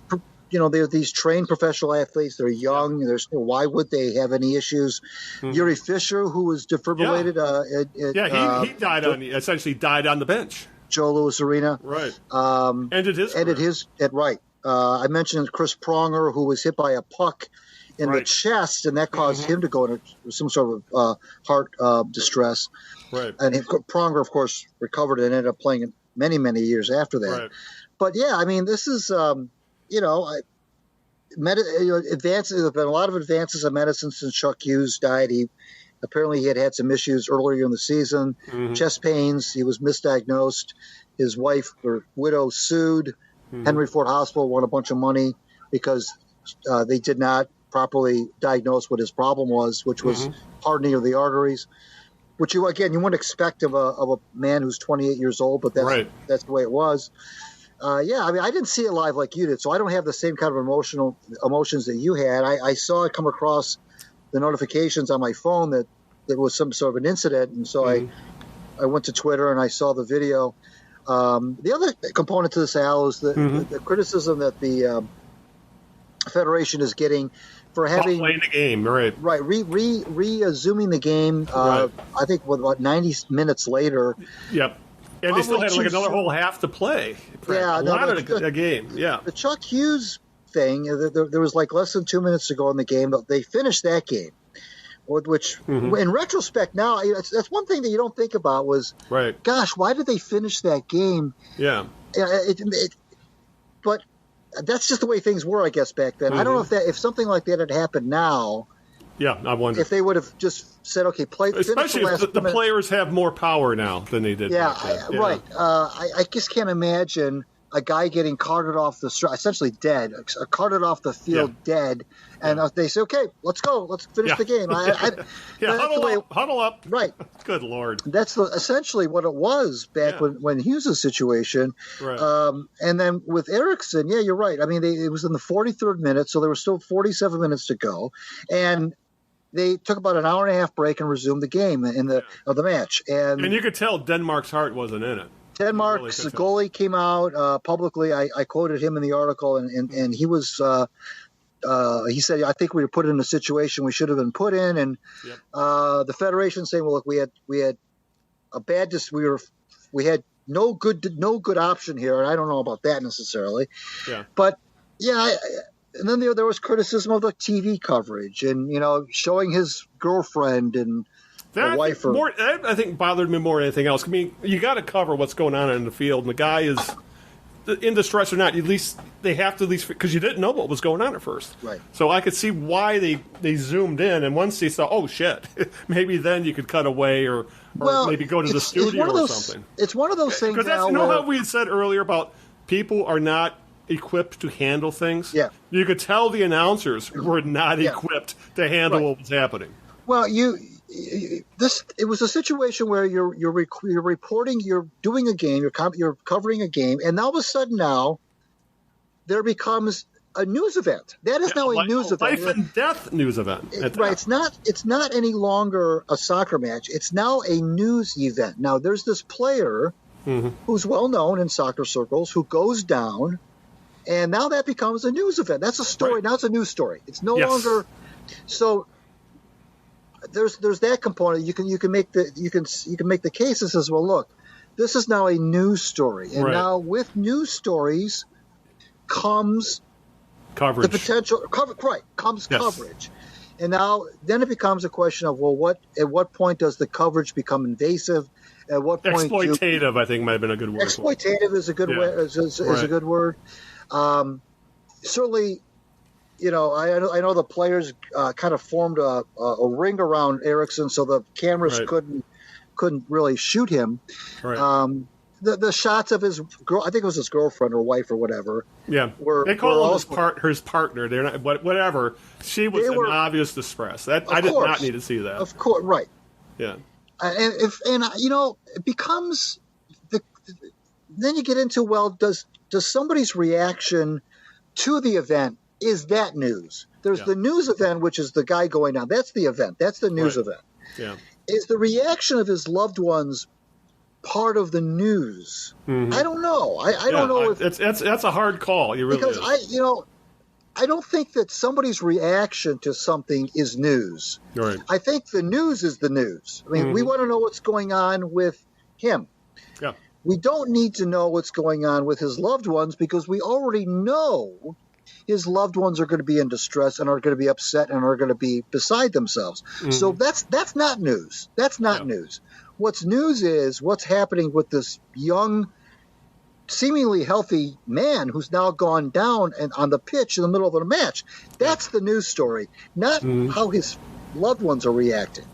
Right. So I'm on the side of we don't, like you said, we don't need to see the distraught reactions of his loved ones. We don't. Right. I don't think we do. Yeah. Because that's not news. The news is him fighting for his life, essentially. That's the news. Yeah. So then you can make that. Then the argument then becomes, well, how should we show his? You mentioned his eyes, and I remember when Pronger went down. Mm-hmm. In fairness to Fox Sports, it all happened so fast. He went down. And of course, the cameras were on him, of course. Right. And I remember his eyes were rolled up in the back. I'll never forget this. I'll never forget as long as I live. The expression on his face, eyes were rolled back up in his head, and he looked. I thought he was dead. Yeah. I saw that live. I did see that one live. Yeah. And I said to myself, he's dead. Yeah. He's dead.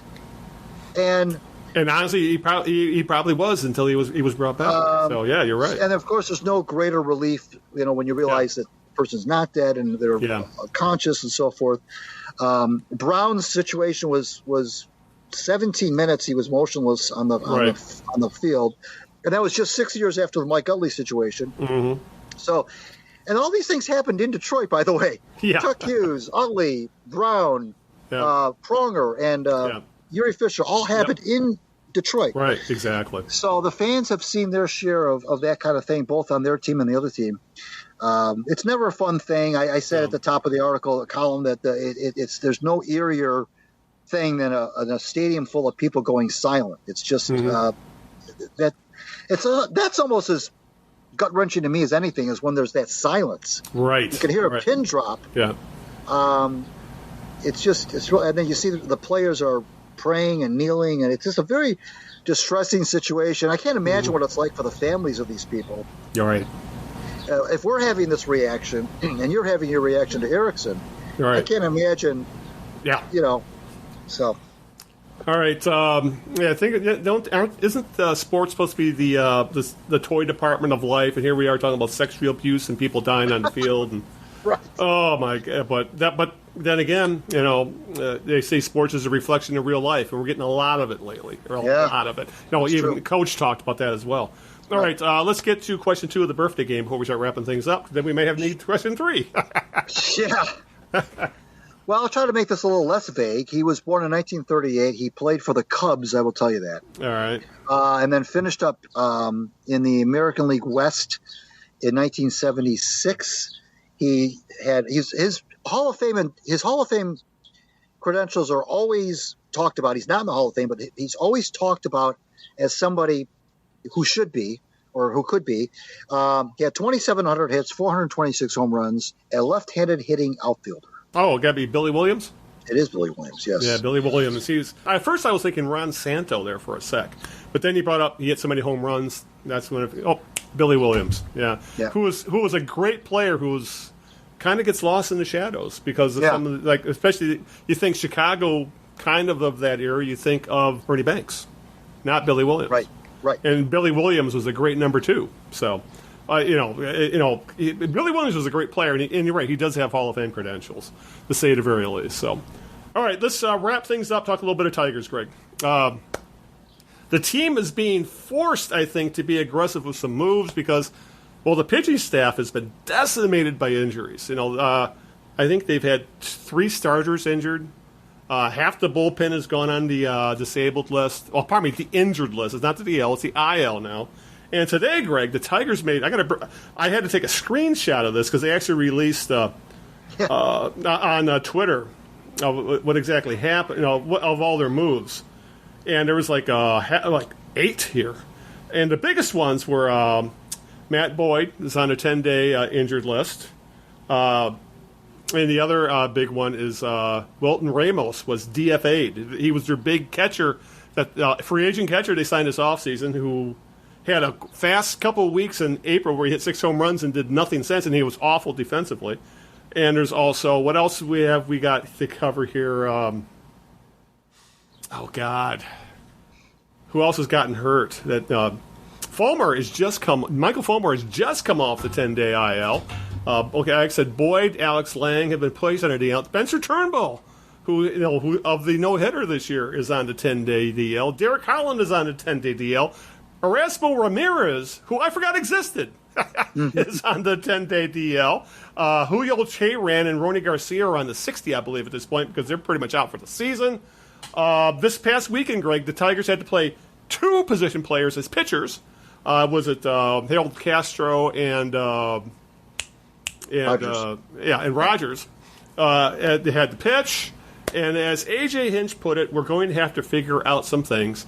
And apparently one of the things they figured out, Greg, is they're going to bring up their number 3 prospect, right-handed starting pitcher, Matt Manning, who is on the taxi squad right now and is going to start Thursday in California.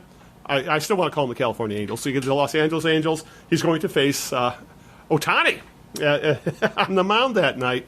And he has had a pretty rough start to his AAA season, but they're running out of options, and I think they're being forced by injuries and by some of these guys' ineffective play that they're starting to be forced to be a little more aggressive with their of the prospects and some of the younger players. Because we're seeing at the minor league level as well, as Spencer Torkelson and Dylan Dingler have both been promoted to AA Erie from Single A Grand Rapids, and because they were both raking. They were just hitting the cover off the ball. So now their 3 top prospects are at AA Erie, and those 2 and in Riley Green.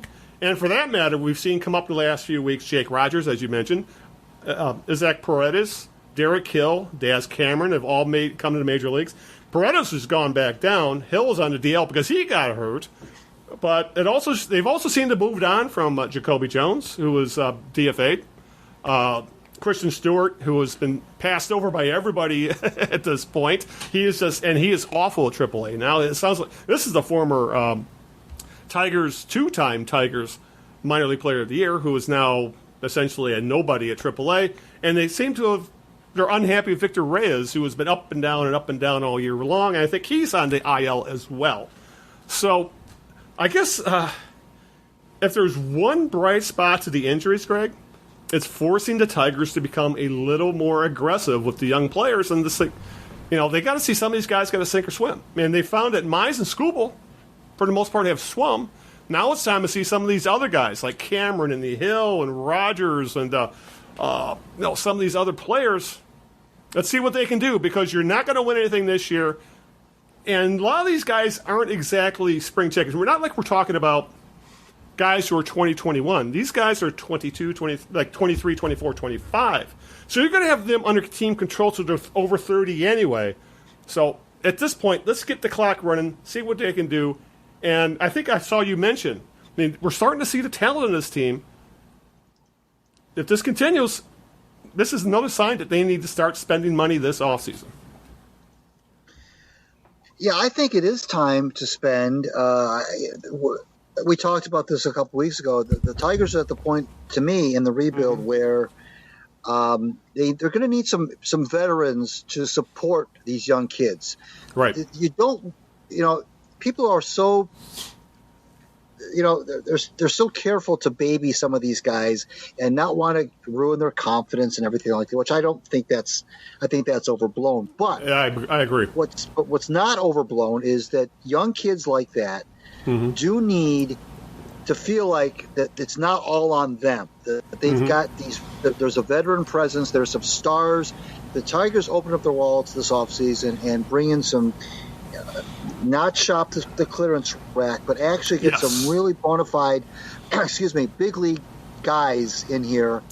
Then the Torkelsons and the Greens and the Mannings and the, a bunch of other guys we could name don't have to feel like, they can still be the core of the next Tigers playoff teams, but they don't have to feel like from the time they get called up from AA or wherever they're going to get called up from, that it's all on us. This whole rebuild thing that everybody's been building up since 2017 is now riding on us. If we don't perform, this whole thing's going to collapse like a house of cards. You don't want to put that kind of pressure on those kinds of players. If you truly think that these are going to be the cornerstones of the next great Tigers teams, then you may as well bring in established big leaguers to go around them to help. And I'm not just talking about guys who are good in the clubhouse who can be, good listeners and so forth. I'm talking about guys who can do their talking on the field. Players. Real players, guys who other teams want. And that's what I think the Tigers need to do at this next stage of the rebuild, is to kind of cap this thing off, is to meld these the young core with bona fide big league players who can help them along. I think it's a win-win. I think you can coax some of these big name guys to come here if they see what's coming up through the pike, and they've got a really good manager. And so I think that the Tigers are attractive. It's a sleeping giant when it comes to the fan base. You can be playing in front of 30 to 35,000 a night like you used to be able to do. Once you get this thing rolling again, that's been proven. So I don't think it's that hard of a sell. It's a traditional franchise. It's got a lot of tradition, history behind it. I think the sell isn't going to be that. We're not talking about trying to get a guy like Pudge Rodriguez here off a 119 loss season. I'm talking about I think you can make a pitch with a straight face that this is a situation that could be good for a guy who's in his prime, who wants to spend the back part of his career on winning teams. And I think that can happen. I just hope they don't, I hope they don't put all their eggs in the young pitching basket and hope that that's going to bring them through this, because it's not. They have to have bats, and I don't mean the Torkelsons or the Greens either. I mean, from outside the organization, they need to bring bats in to kickstart this offense and get this thing going. Right. So that these guys like Mize and Scooble and Manning and so forth don't feel like they have to go out there and pitch a 3-hitter every night. Now, Bo Burrows, by the way, was one of the guys who was DFA today. Yeah, that's right. Correct. And Burrows, don't forget, not too long ago, was considered one of these hotshot young pitchers as well. So that's why I say, and you mentioned all the injuries that the Tigers' arms have suffered this year. Pitching is so very, very delicate and so tenuous. These guys can pop an elbow at the drop of a hat. You never know what's going to happen. So I just hope that people aren't thinking that just because the Tigers have all these young studs with these great arms, that's going to just lead them through this, because it's not. They need to fortify the offense and take some of the pressure off these kids. Yeah. And we've talked about this before in the show that, the vast majority of prospects either bomb out, become at best a league average type player, and maybe if you're lucky, one or two become stars. They might get lucky if a couple. Mize is starting to look like he might become that star, for example. But odds are, the rest of these guys could end up being just guys. So they do. This is the team that needs some luck and need more than just Casey Mize to become an all-star level player. But that's why you do need to start spending money, because you cannot build a winning team on draft picks alone, and we've seen that over and over and over again. All right, with that, Greg, we need to start wrapping things up, because I'm sure Bean's upset still after my upsetting him to start the show, and you got to take care of that, I'm sure. So we'll give him a treat or something. So with that, let's wrap things up. Who's your jerk of the week? I don't have a specific person. I'm just going to kind of say. I thought you were going to name me for insulting Bean. Yeah, there he is. Yeah, there he is. My jerk of the week, Al, are all these national media people. I don't think there was too much of it in Detroit. Yeah. These national media people who wrung their hands and had this full outrage over Dan Campbell wearing a racing helmet to a press conference because he had been named the Grand Marshal of the Grand Prix or something like that. And so exactly. he shows up to one of the press gatherings during the minicamp wearing a Grand Prix helmet. He thought it was funny. The helmet was sitting there, put it on, answered a couple of questions that way, realized that it was hard to hear him.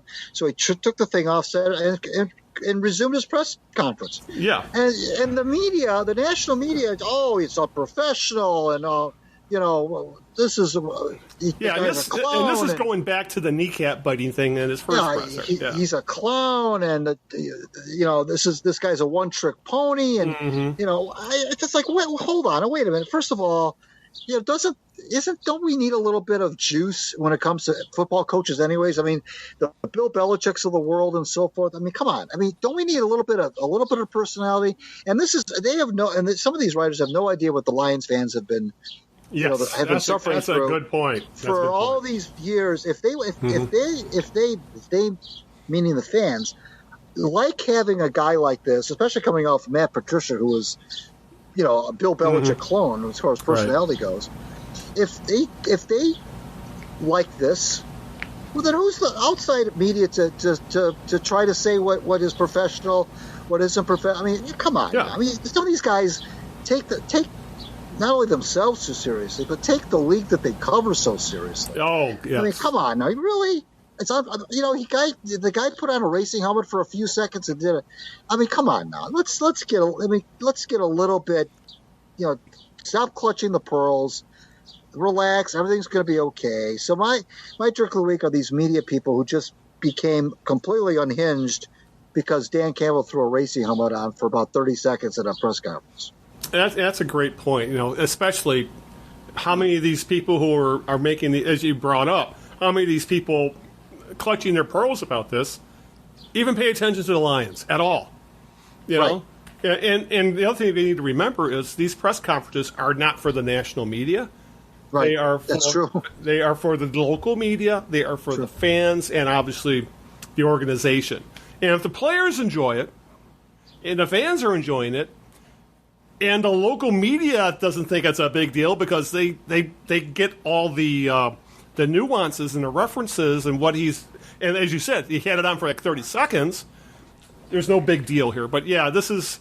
I think this sort of hand-wringing from the national media is there's nothing else for them to talk about, so they need to generate clicks, they need to generate a topic. Lions are always an easy topic, so I think you nailed it on this one. The Lions are easy to clown, even when they don't deserve it. So, right. And I hate defending the Lions, I really do. But right. They really there was nothing damning here at all. You nailed it with this one. All right, my jerk of the week. Since I've already ranted and raved about what's going on at the University of Michigan, I'm going to go with Sinclair. I don't know if you're familiar with Sinclair, Greg. They are they are the company that owns numerous TV stations and own the Bally Sports networks. They're the ones who bought the Fox Sports regional networks from Fox, and they spent $10 billion to do it. And I think now they realize, we paid too much. And for also the fact that, one, there was the pandemic, so they lost a lot of revenue because of that. Two, cable cutting. Not nearly as many people have cable anymore, so they're getting less in rights fees, for carriage fees from cable companies. And also they have actually pulled the regional sports networks from the over the top, the internet based TV services like YouTube TV, Sling TV, that kind of thing. Really, the only way you can get the Bally Sports networks is you have to subscribe to cable TV, which sucks. That should not be a reason, but they own it. That's their plan. Well, the news came out this week that, just like everybody else on the planet, they want to have their own streaming service. And this is know what the price point I've read that they're aiming for? If you want to watch Bally Sports Detroit and you don't have cable, but you want to stream it, $23 a month. Would you pay $23 a month to watch the Tigers, Pistons, and Red Wings in their current shape? I don't think I'd want to pay $3 a month, to be honest with you. Right. The time's going to come, I'm going to cut the cable. Right now, I still have cable boxes because it's just a simpler way, for the most part, to watch sports. I could have YouTube TV or Sling TV or pirate some stuff, but I'd have to have multiple apps to get all the different kind of sports I watch. With cable, I can put it on. I got there's ESPN, there's Bally Sports, there's FS1, there's NBCSN, blah, blah, blah, and all the other networks. So it's very easy, very convenient, and I'm willing to pay a little extra for that convenience. Time's going to come where I'm probably going to say, no, the price isn't worth it. But you want me to put $23 a month to essentially watch one channel? Because you're going to be blacked out on all the other Bally Sports networks. The only one you're going to be able to watch is in your media market. So I wouldn't be paying if their plan works, we would be paying $23 a month to watch one station. That's crazy. That is absolutely nuts. Streaming, Greg, remember how people said, I want a la carte. I want to be able to pick and choose what I want. I want to watch this. I want to watch this channel, but I don't want to pay for this channel. This is what happens when you go to a la carte. All of a sudden, you have to have 10 different streaming services to watch all the different content you want to see. I mean, hell, I have cable, yet I'm also paying for Netflix. I'm also paying for Amazon Prime. I'm also paying for Hulu. You know the drill. Yep. So and now they want me to possibly add Bally Sports to that as well. If I do cut the cord, oh my God, this is getting crazy. So my jerk of the week is Sinclair. They're an evil corporation anyway, for numerous reasons. Specifically, they are a very, they are very, very, very, very right-wing leaning. All you got to do is watch. Do a little research on Sinclair. You'll know just how right-leaning they are. They are Fox News level right-leaning. But this bonkers plan to charge $23 for a channel? That's crazy. So my jerk of the week is Sinclair for being stupid. They spent too much money on the damn things to begin with. Now they are stuck between a rock and a hard place. And know who's going to pay? The consumer, as always. So they're my jerk of the week. with that, let's get the hell out of here, Greg. So why don't you get out the thank yous and where they can find us on social media and all that fun stuff. Absolutely. You can, of course, follow us on Twitter at The Knee Jerks. Follow me on Twitter at Greg Eno, and read me, please, if you would, on my WordPress Out of Bounds blog every week. I would appreciate that. I want to thank my lovely wife, Sharon, for putting up with this nonsense every couple of weeks, and thank you, Big Al, for making Tuesday night so gosh darn fun. First off, I want to apologize to Bean for insulting him. He is the cutest dog on both sides of the Mississippi, and also on both sides of the Atlantic and Pacific. I should add that as well. I'm going to hold off on the Arctic Ocean yet, but he's getting there. All right, with that, thank you, Greg, for putting up with my shenanigans as usual. Give a shout out to Linda, who's actually off tonight. She's home. She actually, normally she'd be working tonight. Once again, working her ass off in the ER. Thank God things are starting to calm down there. Also, give a shout out to the coach again for he's always a fun guy to talk to, and can't wait to see his book when it does come out. Also, want to say thank you to the listeners for putting up with our yelling and everything else for 2 hours. So, with that, let's get the hell out of here. Oh, do we have any idea? Do we have any guests scheduled for 2 weeks from now? Not yet. We will keep you abreast. You are working on it, I take it. It's under wraps right now. That's right. I'm on a need-to-know basis, people, so... well, I'm sure we'll have lots to talk about in a couple weeks. I have lots more Tigers topics I think we'll have, and who knows what we'll have for guests. But until then, this is Al Beaton saying good evening, good luck, and aloha. Ciao, everybody. We'll see you in 2 weeks.